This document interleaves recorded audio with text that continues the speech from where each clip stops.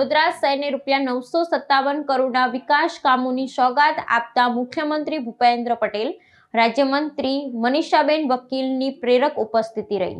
મુખ્યમંત્રી ભૂપેન્દ્ર પટેલે સ્પષ્ટપણે જણાવ્યું કે વડાપ્રધાન નરેન્દ્રભાઈ મોદી દ્વારા શરૂ કરવામાં આવેલા શહેરી વિકાસ વર્ષને પરિણામ સ્વરૂપ રાજ્યના નગરો અને મહાનગરો લિવેબલ સિટીઝ બન્યા છે। શહેરોના વિકાસ માટે પ્રતિવર્ષ રાજ્ય સરકાર દ્વારા માતબર રકમની નાણાકીય જોગવાઈ કરવામાં આવે છે। આ સંદર્ભમાં તેમણે ઉમેર્યું કે વર્ષ 2005માં જ્યારે તત્કાલીન મુખ્યમંત્રી અને વર્તમાન વડાપ્રધાન નરેન્દ્રભાઈ મોદીએ શહેરી વિકાસ વર્ષની શરૂઆત કરી ત્યારે સમગ્ર રાજ્યનું બજેટ માત્ર ₹500 કરોડ હતું, જેની સામે આજે માત્ર વડોદરા જેવા એક જ શહેરમાં એક જ દિવસમાં ₹957 કરોડ રૂપિયાના વિકાસ કામો થઈ રહ્યા છે।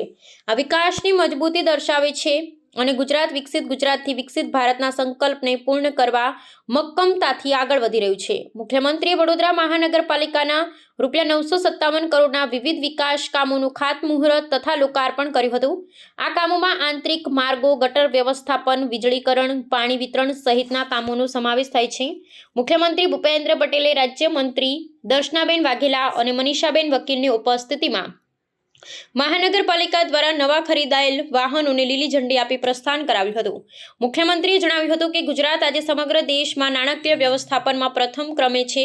શહેરી વિકાસ માટેની કટિબદ્ધતાના ભાગરૂપે આ વર્ષે શહેરી વિકાસ બજેટ ₹24,000 કરોડથી વધારીને ₹30,000 કરોડ કરવામાં આવ્યું છે। તેમણે ગુણવત્તાસભર કામ કરવા પર ભાર મૂકતા કહ્યું હતું કે સરકાર પાસે બજેટની કોઈ કમી નથી, બસ પ્રજાની સુખાકારી માટે શ્રેષ્ઠ આયોજન અને અમલીકરણ જરૂરી છે। મુખ્યમંત્રીએ છેવાડાના માનવી અને આદિવાસી વિસ્તારોમાં આવેલા પરિવર્તનનો ઉલ્લેખ કરતા જણાવ્યું હતું કે વડાપ્રધાનના વિઝનને કારણે આજે આદિવાસી વિસ્તારોમાં શિક્ષણ અને આરોગ્યની ઉત્તમ સુવિધા ઉપલબ્ધ થઈ છે।